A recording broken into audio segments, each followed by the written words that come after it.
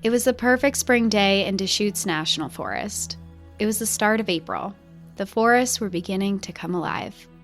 As the snow melted, animals woke from a restful slumber, and the birds chirped loudly in the trees.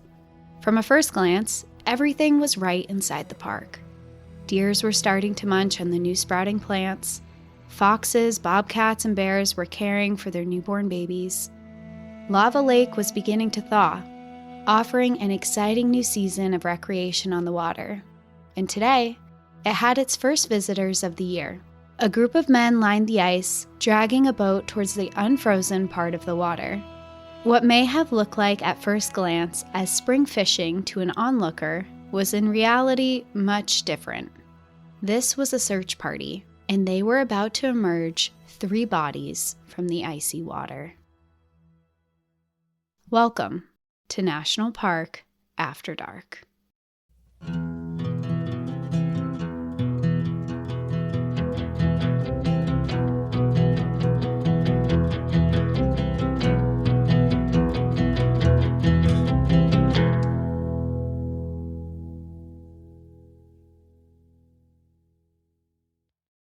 Cassie's doing a true crime. We're going back to true crime today. Everyone watch out. Yeah. Well, I did a little thing on Instagram where I asked people, what do you want to hear from us? Because we have all these ideas, but I just thought it would be fun to hear what people really want to hear about. And I would say the first topic that came up was survival stories. There were so many survival story. I want to hear a survival story. And then the second top was true crime. And I was looking at our schedule and I saw that you have a survival story coming out next week. So I thought that I would dabble in the true crime bucket this week and we'd go to survival next week. Amazing. Well, I have been to Deschutes National Forest. Have you? Yeah, so I'm excited to hear this one, even though it's probably pretty grim. But yeah, it's in Oregon, right? Yes. Yep. So yeah, near Bend. Ian and I, would frequent there from time to time. So, but I've never been to Lava Lake. So okay, interesting. Yeah, it's a remote area out in the National Forest, and I did read, and maybe you can tell me, that it has been labeled one of the most beautiful national forests in the United States. I mean, it's hard to say that the Pacific Northwest isn't beautiful, so I would agree. But is it the most? Would you say it's the most beautiful? I don't know. I'm going to say no. Oh, no. The first article that came up was like most beautiful national forest in the United States. Hands down, no competition. I feel like what the article said. Without knowing, I feel like that would have to go to a forest out in like Montana. I just, just because of the landscape, it's just a personal preference thing. I mean, the Pacific Northwest has its own charm that obviously isn't found anywhere else. So that's probably why it's ranked really high in the beauty realm. But yeah, I don't know. It wasn't shitty. I'll just say that. Okay. Not shitty. Good to know. Yeah. I haven't been here specifically. I've been to Bend and I've been in the surrounding areas, but this national forest specifically, I haven't like hiked or recreated or anything in. But today I am going to be telling a true crime story in the Pacific Northwest, and I thought that it was fun to go here today because we haven't really been to the PNW that much recently for episodes, so I thought we'd show a little love by telling a really horrible story that happened up there. But the PNW is also known to have a lot of weird shit that's gone down there, so also a little fitting. So now we're going to head into the old growth forests of Oregon to a horrific murder that happened to 3 men there. And it was 25-year-old Dewey Morris, 35-year-old Roy Wilson, and 50-year-old Edward Nichols. And they went into Deschutes National Forest to work as fur trappers, which was something they had done successfully the year before. But when they entered the park in 1923, they never made it out alive. This infamous and unsolved murder has confused investigators for a while. And I say confused because it is technically an unsolved case, and we'll get into that more a little bit towards the end, and I'll let you guys decide what you think happened. But now in 1924, it's about 100 years since this happened. We're coming up on the 100-year anniversary, and this particular case has made history, and it has been known as the Lava Lake murders. And just a forewarning for everyone who's listening, this is a graphic episode. It's probably not suitable for all listeners. I know a lot of people like to listen with their families. I don't think that this is the right one to pick today. It's a little gruesome. There's some rough stuff in here, and there is a little bit of hunting that goes involved, so violence towards animals, and of course 3 horrific murders that happen. So if this isn't, this might not be your family episode, but it's up to you. You are the parent, I'm assuming, that can decide if this is the right space for that, or if you yourself even want to listen. Anyway, getting into the story. I know, I'm like, warning. Should I be worried? I'm just giving people a warning because I appreciate warnings for gruesome episodes myself. So I just want people to know what they're getting into before we dive in. Yeah, that's fair. So these 3 men, they had gotten in contact with a logging contractor whose name was Edward Logan, and he actually owned a cabin inside of Deschutes National Forest. And they got in contact with him because they were looking for a place to stay over the months to fur trap for money inside of Deschutes National Forest. And after some conversations, they came to a deal, and in exchange for the use of his cabin for the winter for fur trapping, they would care for 5 valuable foxes that Edward had been raising on his property that he was eventually going to use for fur himself. And while Deschutes National Forest is recreated in year-round, it is significantly less busy in the wintertime. And today, the area is one of the most popular recreation forests in the Pacific Northwest. And this place is beautiful, debatably not shitty. That's not debatable. Not right? debatable. Yeah. It is not a shitty place to be. This land is sculpted and carved by ancient volcanoes from eruptions, and it has crystal blue rivers. It boasts over 8 million visitors every year. The park itself conserves 1.5 million acres, and it has peaks that reach over 10,000 feet, which is about 3,000 meters in elevation. It has Diamond Peak and Mount Thiessen, which can be seen from points along Crater Lake National Park, which is not that far from this area. Deschutes has old growth forests with towering ponderosa pines and lava river caves. Inside of Deschutes National Forest, they have also established the Newberry National Volcanic Monument, which has over 54,000 acres of lakes, lava flows, and geological features. It is also home to Newberry Crater, which is a caldera that formed after the eruption of a volcano. The massive crater extends 17 square miles, and today it is actually a very active volcano and could erupt at any time. This park is also home to lots of lakes that offer plenty of fishing, swimming, and kayaking opportunities. Lava Lake is a popular place to fish for rainbow trout. It is a 130-acre lake that reaches 20 feet or 6 meters in depth, and it is located on the eastern slopes of the Cascade Mountain Range at an elevation about 4,750 feet or 1,447 meters. And this is a lake that's surrounded by pine forests and lava outcroppings, and today is a pretty popular camping area for visitors. In 1924, it was the location where Dewey, Roy, and Edward's bodies were eventually recovered. The 3 men arrived at the cabin in the fall of 1923. Edward Nichols, for lack of a better description, was kind of the leader of the group. There were 3 of them. They were all doing the same thing, but he kind of was calling the shots. He had the most experience trapping, as the others were originally employed as loggers, and he had spent a lot of time out in the wilderness trapping, actually right here where they were now beforehand. All of these men were from Bend, Oregon, and their plan when they got out here was to live remotely in the cabin, set out traps, care for the 5 foxes, and every so often they would go into town to sell the furs that they collected. Deschutes National Forest has an abundance of wildlife. They have black bears, elk, deer, bobcats, and more than 100 species of birds, but they also had some very valuable furs to the men. This forest was home to otters, mink, beavers, foxes, skunk, and the men knew that while they were there, they were going to be able to make some good money over the wintertime. And they were right. It started off pretty successful. Just a few days before Christmas, Edward made his way back into town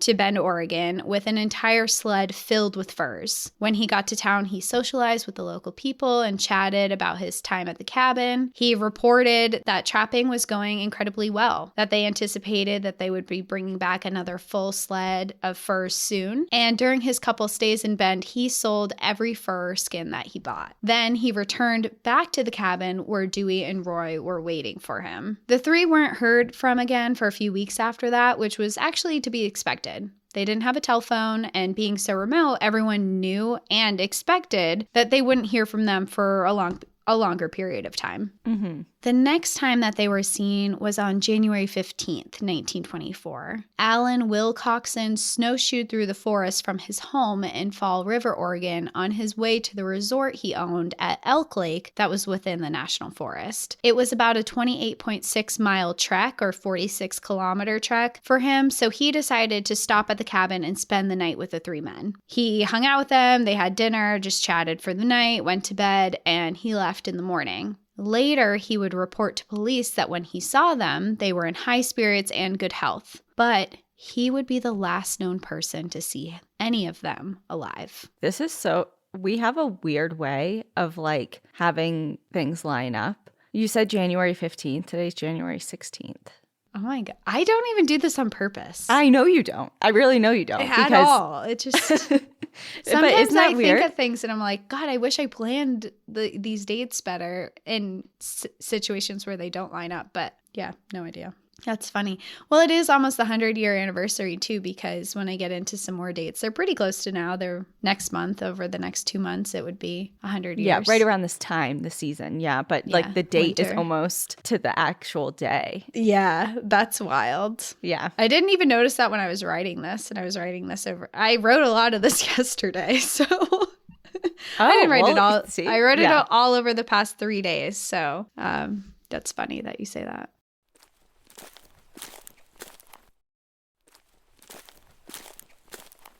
So 2 months go by after January 15th, and no one had heard from the men again, and people in Bend started to get concerned. Based on the last conversation with Edward, they were expecting them to be back with more furs. Also, Dewey's brother Innes and him were very close, so when he had not heard a word from his brother or anyone associated with him, he became very worried. The Oregon wilderness in the midst of winter was a tough place to be, and there are plenty of things could happen out there. Between the frigid weather, rugged terrain, and wildlife in the park, his brother was concerned any sort of thing could have happened to him. And he was so concerned that Innes reached out to the superintendent of the Tomalo fish hatchery, Pearl Linus. And he reached out to this person because the hatchery was located within the park and not too far from the cabin the men were staying at. He asked if Pearl could put together a search party and check in on them and make sure that everything was okay. When the search party arrived, it was apparent that something had happened there. The cabin was deserted and eerily quiet, but clues were left behind that something concerning may have happened. When they knocked on the cabin door and no one answered, they let themselves in. They noticed that the dining room table was set up for a meal. It had plates and silverware and glasses untouched and ready to be served, but it was clear that no one was there. The fireplace had gone cold, most likely long ago, with the last logs burnt out and no warmth left in the air at all. When they walked into the kitchen, the pots on the stove were all filled with entirely burnt breakfast foods. Growing even more concerned, they investigated the cabin further. They found traps, winter clothing, and the men's rifles. It was beginning to look like whatever happened, they left quickly and unprepared, because it was cold out. For them to not bring any of their winter belongings and to go out without their rifles was it felt odd. It dawned on searchers that the whole reason the trappers were staying at this particular cabin was to look after the 5 foxes that Edward had been raising. So they rushed out to the fox den. All 5 of the foxes were missing. The only thing left behind was a claw hammer stained with blood. Okay, this reminds me in a very loose way. Have you ever heard those stories of, and I wish I could think of like an exact ship, but like the ships that are found or used to be found like adrift as if like everyone just jumped off board? Yeah, I was actually looking into one of those recently because there was one, there was a story of one that popped up and I was looking if it was tied to a national park recently, but yeah. It's just like, and everyone's like, what the fuck happened here? Because it's untouched. Like all the food's out, everything looks normal, but not a single person can be found of like the hundreds of people on board. And the nothing's ship's in just drifting around either. Right. It's like they just like walked away. Yeah. It's like, what? This is concerning because like, what? Why is no one here? There's no like signs of struggle. There's no, well, I don't know, that bloody hammers. The only sign of anything is the bloody hammer in the fox den, which could be a million things to them. Right. Okay. But for them, that was a lot. That was a lot to make them think that something really bad may have happened. And so they decided to look at the trap lines to see if there were any animals that were stuck in them still, because if there were no animals in them, it could indicate that the men had been there recently. If there were animals left behind, then that could indicate that they had been gone a long time. First, they observed several mink traps not emptied. Then more animals were discovered, including marten, foxes, and skunk. And these animals were not only dead in the traps, but they were also frozen, which indicated that they had actually been there for a while now. Now the search party was certain that something bad had happened out in the woods, and they quickly ventured back to Bend to report what they had found. They first alerted their findings and the missing men to the Deschutes County Sheriff Office. There they spoke with Sheriff Clarence Adams, a former game warden who was familiar with Deschutes National Forest and the area where the cabin was located. Immediately, he initiated another search of the area to find more clues as to what may have happened and for any signs of the men. When they arrived, they ordered the search party to check the surrounding area and the nearby lava lake. After a while, they discovered the sled that the trappers had been using to carry their furs buried in the snow. They also quickly noticed that it was stained with something dark. When they looked closer, it was evident that their sled was stained with blood. Is that abnormal for having blood on a sled that transports dead animals? Well, for this one, maybe not. But it was also... Okay. It seems like they used it more to transport the furs, maybe not all of... Oh, after they've been processed, maybe? Yeah, after they've already been scanned and stuff, because I wouldn't imagine that they would bring in a bunch of furs to town on this sled that was covered in blood. True. Yeah. Just to like cover the bases. Who knows? It could have been something. But that to them was a little fishy. And the search only led to more grim discoveries. Lining the trail leading to the lake itself was dotted in bloodstains and clumps of what looked to investigators to be human hair.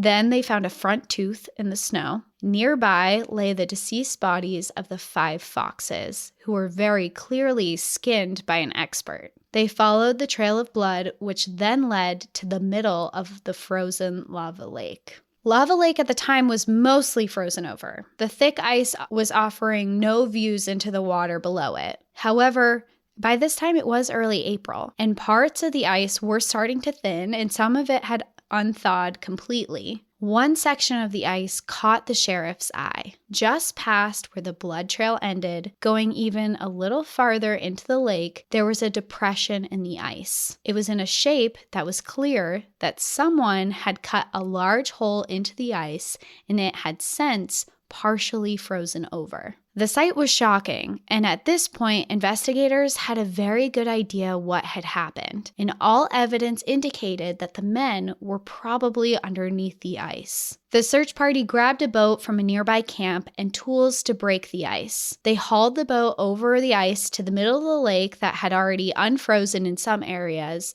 and put the boat into the water. They started chipping away at the ice and broke it apart as they paddled through the water. It didn't take long until they unveiled the 3 missing men. With ropes they had brought with them, they carefully fastened it around their bodies and towed them behind the boat to an area of the lake with thicker ice. They hoisted their bodies onto the ice shelf, where for the first time they got a look at what happened to them. Immediately, it was clear that they had all been brutally murdered. Roy and Edward both had gunshot wounds, but Dewey's body was in worse condition. He looked to have been severely beaten. The lead sheriff on the investigation put on snowshoes and ran back to the town to alert people what had happened and to bring in a bigger team. Later, autopsy reports revealed their exact cause of death. Edward had been shot at close range multiple times. He had been shot in the face, and the blast had blown off the bottom of his jaw. He had a second gunshot wound in his chest. His watch had also eerily stopped at the time of 9:10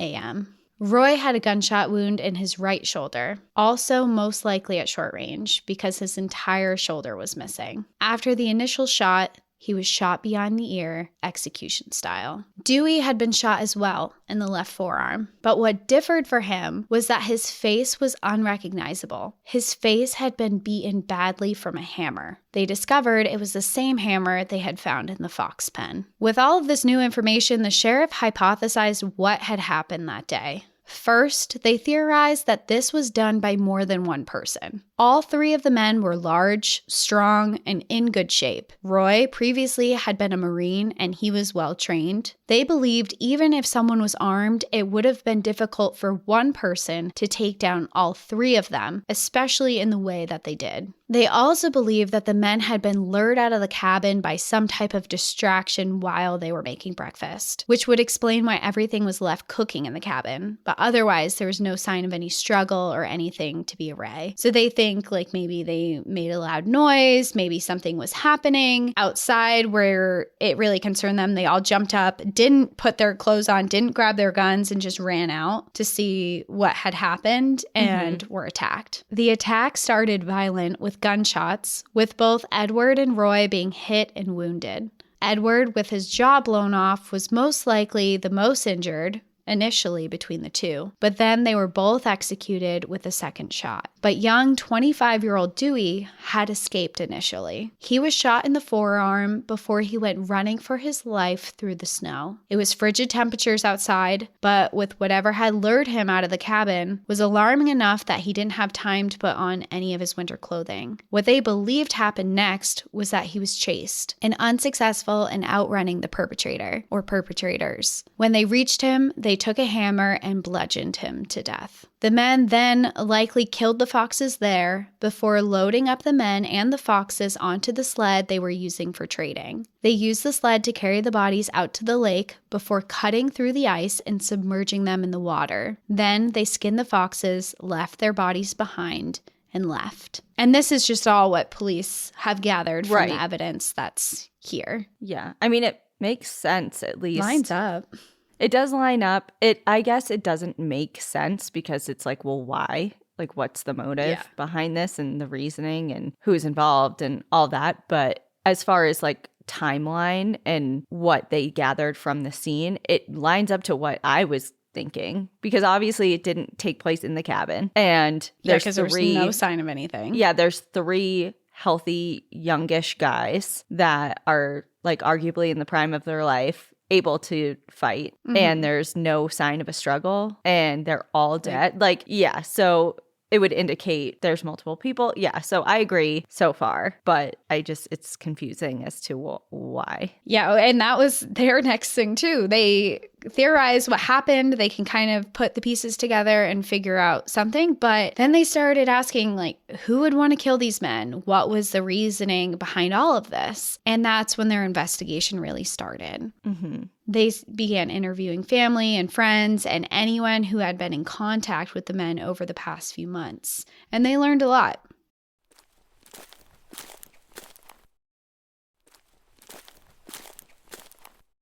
Initially, they got a suspect. Their first suspect was a local woodsman who was familiar with the area and lived nearby. And this was important because they had realized that whoever did this knew the area, because this cabin was far out in Deschutes National Forest in the wintertime, and especially in the snow. It would take an outdoorsman to really find it. There wasn't a definitive trail. You would have had to know where the cabin was, and you would have to probably had been there before. So they were looking for someone familiar with the area. And this local woodsman named Indian Erickson initially fit the bill. And someone that would know something about the fur trade and or being able to be a skilled outdoorsman and skin an animal properly. Yeah, and you said one of the first things is professionally done. You said the fox were professionally skinned. So, I mean, like, I've skinned a deer before at the Wolf Center, and it was not professionally done. Let me tell you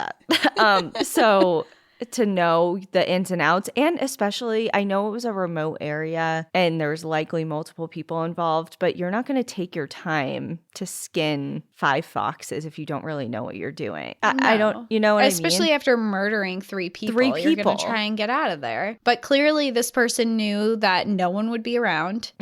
They know the fur trade, like you said. And know that maybe there's some value. Obviously, there's some value in the fox pelts. Especially in this time, in the 1920s, you know, fur was huge back then. Fur, I mean, we did that whole episode on the birds and feathers. And I mean, this was like the time where people were really after that. So they had to have known that they were going to make some money off of it. Was that the motive? I don't know. 3 people for 5 fox? Like, what the yeah, I mean, it doesn't equate to that much money, and we'll get into that too. But yeah, it's just why, and that's the investigators. They're like, why? So they first look at Edward Logan because he's an outdoorsman. He lives there. He lives very close by. He would know about the cabin. He probably had interactions with the men. But after they spoke with him, he had an alibi, and they realized that they couldn't pinpoint a reason why this man would do it. So then they continued to interview other people. And with this, they ended up turning their full attention to a man named Lee Collins. According to Edward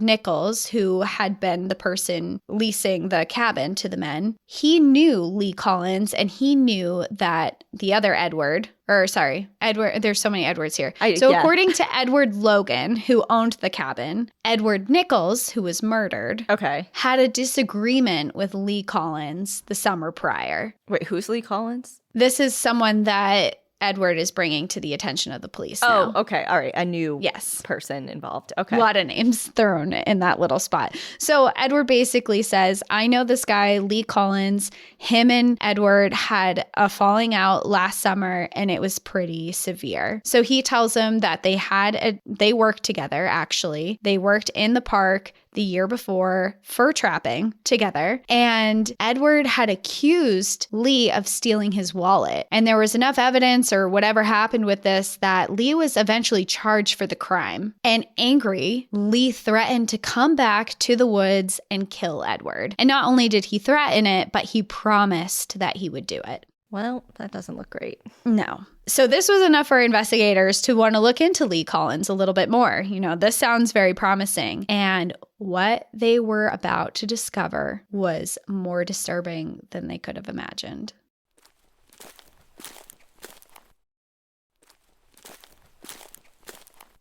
When checking into Lee Collins' background and seeing photos of him, they discovered that Lee Collins wasn't Lee Collins at all. He had been using that name as an alias because he was on the run from police. Ah, classic. Out in the woods hiding from police. Yeah. 1920s move. It really was. What were you doing in the 1920s? I was a fugitive. I was changing my identity left and right because no one checked. No one cared, and there was no one tracking it. Yeah. No way to... How would they know? How would they know? Well, they're about to find out, but... Unless you're a suspect for murder, I don't think it would have ever been found out. Yeah. And they do discover that his real name was Charles Kimsey, and he was a fugitive on the run after being involved in a stagecoach robbery in 1923. But it gets worse than that because he was not just wanted for robbery. He was also being sought out by police on an attempted murder charge. And after they had found him and arrested him, he had actually escaped the Idaho State Prison and had been on the run ever since. So what happened and what led him to being in prison in the first place is while robbing the stagecoach on the way to Idaho, he overpowered a driver that he hired and bound both his hands and his feet with wire. And from here, he could have easily just left the guy stolen the coach, but he took it a step further. He forced the driver to drink poison before driving him to an abandoned well. He then took the man, picked him up, and threw him down the bottom of the well and left him there. What a brutal way to die. And I have to say, and I want to put this out here publicly just in case. I don't think this will ever happen. Okay. And Al will be like upset that I said this, but I'm going to say it anyway. Oh, okay. I have a well in my backyard and it's really scary. And if I ever go missing, check the well. I'm not saying it's Al, but most crimes committed against people are their spouses. So I'm just... We'll clear them first. It's just like, we just got to get it out of the way. Yeah. That well is weird though. Isn't it kind of like... It's so weird. It's definitely not a well that you imagine because it's not like the stone, like creepy thing. It's like a metal like tube, right? So Yeah. So since we bought this house, we've been discovering all these funky things that this last owner did. And I don't even know what this well is for. I have no idea. Because at first, didn't I think it was a cistern or something? And you're like, no, it's not. And yeah. And it's like, it's up in the back of our house, like up in the woods. And Al found it and he was like, hey, I have to show you something. Like, come over here. And he brings me out into the woods and he uncovers this big metal 20-foot well, I guess. There's like a couple feet of water in the bottom of it. He's like, yeah, come closer. Take a look down there. Yeah, he's like, it shoves me. No, just kidding. I would never. He'd be sad if I was saying that I would. But he does joke. It's so funny now when we're when we're arguing, not like when we're play arguing, he'll be like, get in the well. And we're like, But now I have a fear of wells. And this guy actually threw this man into a well and he survived. Oh. He managed, yeah. So this is the attempted murder charge that he was in prison for. Attempted. Yeah. So he didn't die of the fall, drowning, or poison. No. He actually managed to throw up the poison and loosen the wires enough to escape being bound. He then hoisted himself up and out of the well, and he found his way to what was known as the Last Chance Ranch, which was located in central Idaho. And here he was able to find help and report what had happened to authorities. Charles was apprehended and arrested and was facing many years in prison. But before the trial began, he managed to escape, and no one had heard from him since until now. Mm-hmm. So how long ago was this? Like a couple years span? It was the year before. So this is 1924. This was in 1923 he escaped. So not very long.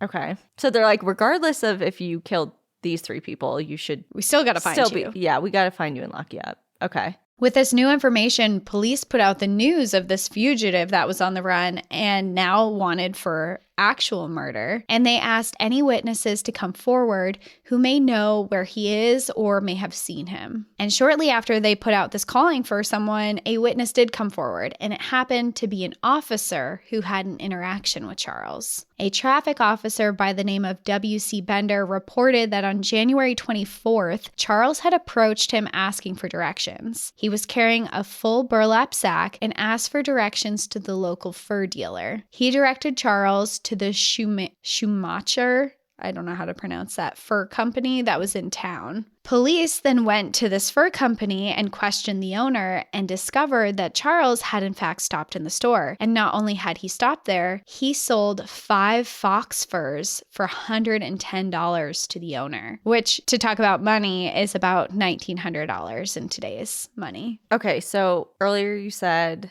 this is confusing. I'm not confused. It seems very... Feels very point blank who did it.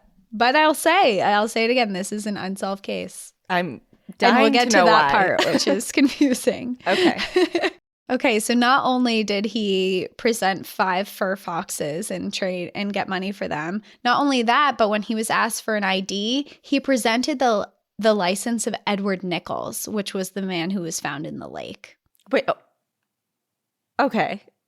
Mm-hmm. Stupid move. Stupid, but no one cared back then. No one looked into things back then, I guess. And that was the identification he had, because I'm sure he didn't have anything. And as Lee Collins, no one would have given him a license or anything as Lee Collins. So that's what he presented. And interestingly enough, he was also with another man who the store owner described as very talkative and friendly. And he seemed if he was almost trying to be charming and kind and yeah, buy these furs, just trying to make a good impression. Mm-hmm. And that's what the store owner thought, oh, very talkative, kind, remembered the two of them well. So with all this new information, the police posted a reward for $1,500 for any information leading to the arrest of Charles Kimsey. And that is equivalent to about $25,000 today. So it's a pretty big reward. They really want this guy. It is a big reward. Yeah. And with that, a full-on manhunt took over the PNW, with police searching everywhere for Charles: California, Oregon, all the way to Idaho, Wyoming, to Washington, everywhere. I mean, his name was out everywhere. Everyone knew who he was, why people were looking for him. But months went by with no leads to where he could be. People feared that because he was an outdoorsman, he could hide out for a long time in some remote wilderness and not be caught at all. And months went by, and then years. And the case turned cold, and it was kind of forgotten about. That is until a few years later when Claude L. McCauley became Deschutes County Sheriff. After seeing the manhunt unfold years prior, Claude had actually made it a personal mission of his to find Charles. And when he got a higher seniority in place of authority, he opened the case again. And he was traveling as far as 10,000 miles away for over 4 years, following every lead and any lead that he could. But he still had no luck. Nothing was turning up anything. That is until 9 years after the murders when there was finally a breakthrough in the case. On February 18th, 1933, police in Kalispell, Montana, just outside of Glacier National Park, arrested a hermit who was going by the name of Bob Bales. They arrested Bob Bales because he resembled Charles, and they thought that he was him. But after they arrested him and they compared photos of him, they realized that he didn't exactly match up to what the detectives thought, and they ended up having to let him go. But that's not where it ends, because only a few weeks later, now the police are kind of on high alert. They're like, we thought we saw this guy. Maybe he is around. And just a few weeks later, on March 10th, the real Charles Kimsey was spotted in Kalispell by police, and they arrested him. Wait, okay, the same place they thought Bob Bales? Yeah. What are the fucking chances of that? I know. And weirdly enough, it was not, according to them, and, I think that reporting and conversations between police stations, and although I imagine it's the same police station, was weird. According to them, it was not the same Bob Bales that they arrested. And this was actually a totally different person. So the first arrest was not Charles, but this was actually Charles. In the same small town. Yep. That's just, yeah. What are the odds? 9 years later, it's like right. people were kind of forgetting about it, moving on, and then this happens. Wow. So, of course, they arrest him, they take him in, and when he's questioned by police, he claims to have never heard of the 3 men in Oregon or their deaths. A red flag. Everyone knows. Everyone knows, but remember, he was Lee Collins in Oregon, so he could be like, no, I've never been to Oregon. I don't know who Lee Collins is. I'm Charles Kimsey. Oh, yeah. He's just he's playing off of all these different people that he allegedly is. And he also gives an alibi. He gave an alibi that he was in Colorado working on building the Moffat Tunnel west of Denver in Rollinsville. He went extensively into his alibi too, even claiming that he spent Christmas eating dinner inside of the tunnel because he had been working. And when I looked into it a little bit more, it's unclear how much investigating was done. It looks like the police couldn't confirm or disprove this alibi. To them, it actually kind of checked out and seemed like it might fit because there was evidence that he was there at some point, but it was unclear if they actually researched if they were there during the specific dates that the Oregon murders happened. Okay. But regardless of that, they were gung-ho that this was the right guy, and they transported him back to the Deschutes County Jail on March 16th, 1933. And that was where Sheriff McCauley, who had been searching for him for years, was waiting for him. And he brought the shop owner and officer who had met him years prior to make a positive identification. But it was tough. It had been 9 years since either of the men had seen Charles, and he had aged a lot in that time. His weight had changed, his face had aged, and he was bald now. While the 2 men stated that they wouldn't hesitate to identify Charles if they saw him, they both stated that they couldn't be 100% certain that this man that they brought in was the same guy. So with no other concrete evidence definitely linking Charles to the murders, even though, they say he went in, it's all hearsay. The guys who said that he sold the furs to them, they can't identify this as the guy. They can't link anything absolutely to Charles. So Sheriff McCauley is realizing now that he's in real danger to have to release Charles. And even though he was pretty certain he had the right man, he realized he needed to be a little bit more creative. Okay, I might be getting this wrong. Okay. But isn't he wanted for attempted murder and escaping Idaho Penitentiary? Yes.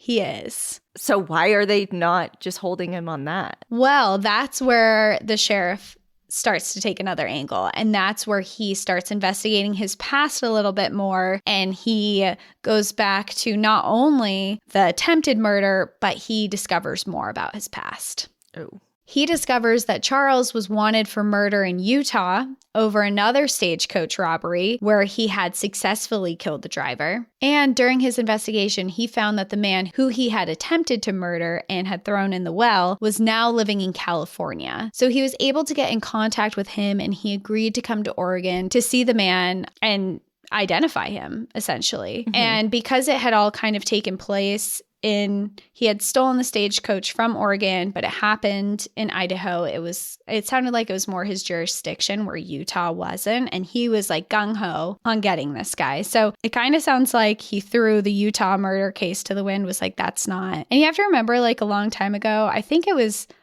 the Ted Bundy case that changed it, where police, like, officials didn't speak to each other across state lines. So there was no communication. And I think it was Ted Bundy where they were like, hold on, let's link all of this. And they started paying more. Let's work together, like, more cohesively for a greater good type of thing. And this was long before that happened. So for this, I think the Utah case kind of just went to the wind, and he was like, we're going to get him on this attempted murder charge. I'm going to get this guy who he threw in the well to come positively identify him and testify against him in court. And this time, that's what happened. The man positively ID'd Charles as the person who had attacked him many years ago. And while Sheriff McCauley still didn't have enough evidence to charge Charles with the murders, he could now be charged for the attempted murder he had escaped custody from years prior. And of course, when they get to court, Charles pleads not guilty to the crimes. But with the testimony from the man who he had attempted to kill and the positive identification from him, the jury took less than 3 hours to find him guilty. He was sentenced to life in prison at the Oregon State Penitentiary,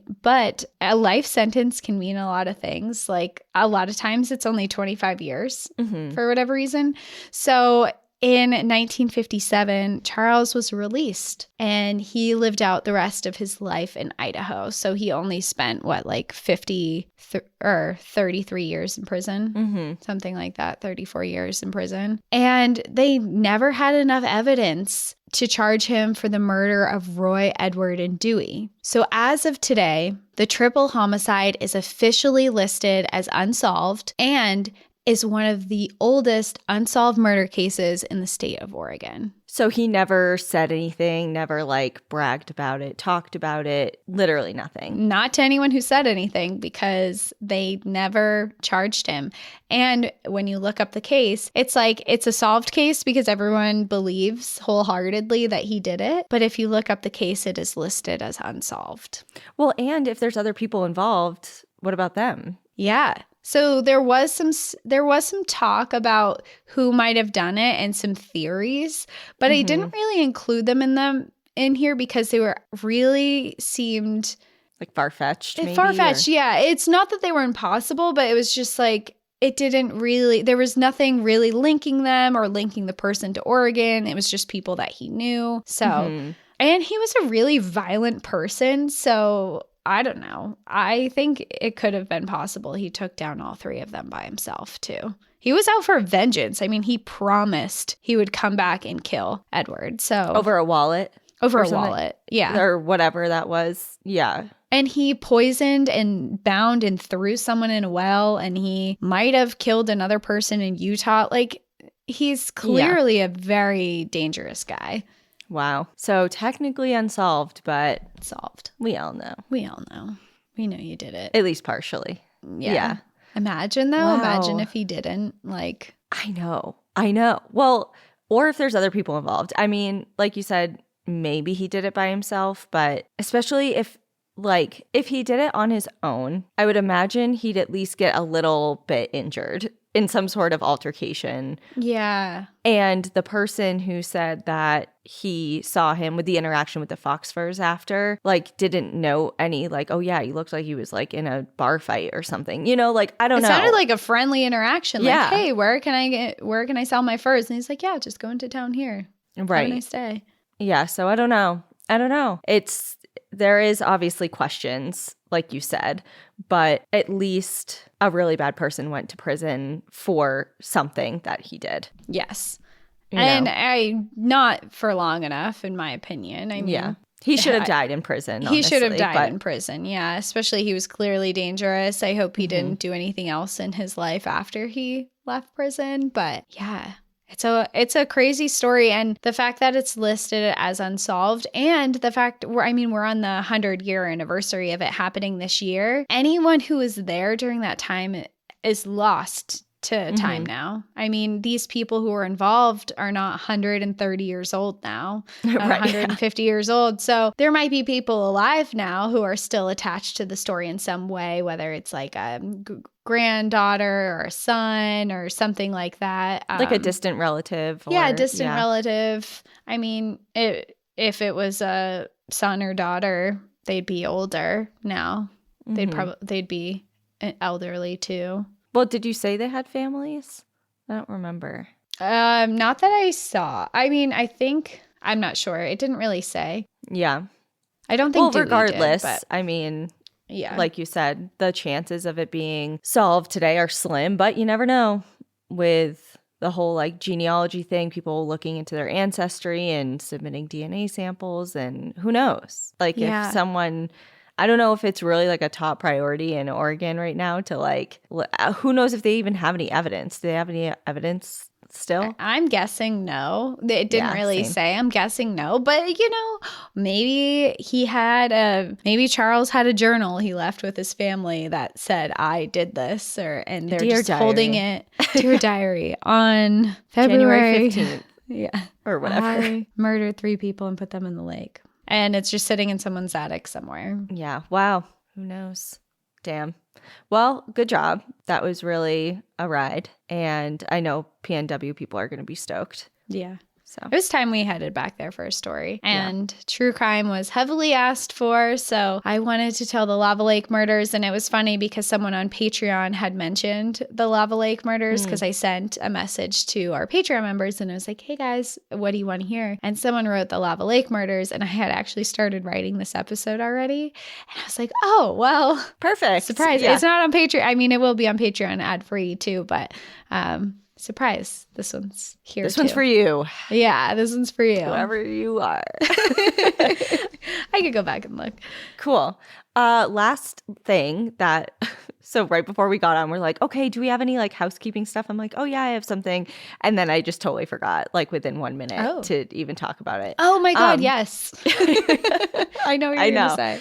So over, since we've began the podcast coming up on 3 years, we've gotten a lot of messages about wanting either like different types of shout outs for people, like anniversaries, happy birthday, congrats, like whatever, anything under the sun. And also a lot of people reach out to us for recommendations on either places that we've been or spoken about, and, just if we have any advice or whatever it may be. And we usually get those via email, and we get a lot of emails, and doing personal shout outs and things like that gets tricky on the actual podcast. So we haven't really known what to do with that because we want to be able to address those, but it's just hard to do it in this format. So we decided that I created a cameo to do that. Obviously, Cassie and I are not in the same place, so doing cameos together would be pretty difficult. So right now, it's me. You get me. I'm sorry if you're like obsessed with Cassie and don't care about me. I'm sure you're fine to do a cameo. But regardless, so if that's something that you're looking to do, Cassie added it to our link tree on our Instagram. So the cameo link can be found there, and I'll do my best to do messages for people. And the other reason that I wanted to do the cameo format is because I can donate part of the proceeds to charity through doing that. So 20% of all the proceeds that are collected through videos, doing these videos and shout outs and recs or whatever message you want to send I chose the charity. It's going to go to an organization, nonprofit out in Olympia, Washington called Wild Grief. And what they do is they take anyone, primarily youth, but also adults who are processing the loss of a loved one, whether it be a spouse, parent, sibling, friend, family member, etc. And this organization essentially just organizes different hikes, backpacking trips, and outdoor excursions for people who are navigating grief so that they can come together, be with others who kind of understand their situation and have the opportunity to process grief and loss in an outdoor space. And I think it's a really, really cool cause and program, and I want to be able to support it. So that's where some of the money is going to go to. So if you want a shout out or anything like that, please know that that's available if you so choose. Yeah, and we have it linked on Instagram. When you go on Instagram, you can see it right in the box. But I'll also link it to the show notes today so you can see it there if you're interested.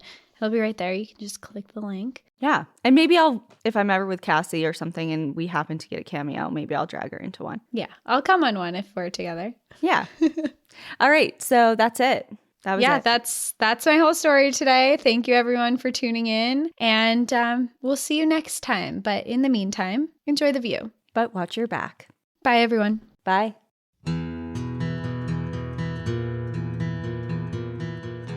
Thank you so much for joining us again this week. If you have a trail tale or story suggestion, send us an email at stories@npadpodcast.com. Follow us on Instagram and Facebook at National Park After Dark and on Twitter at NPAD Podcast. Join our Outsiders Only community on Patreon or Apple subscriptions to listen ad-free, unlock monthly bonus episodes, and exclusive content. And remember, when you support our sponsors, you are supporting our show. For our exclusive discount codes and source information from today's episode, check out the show notes. For more information on our show, our book recommendations, merch updates, and more, visit our website at npadpodcast.com. And please rate, review, and subscribe from wherever you listen to podcasts.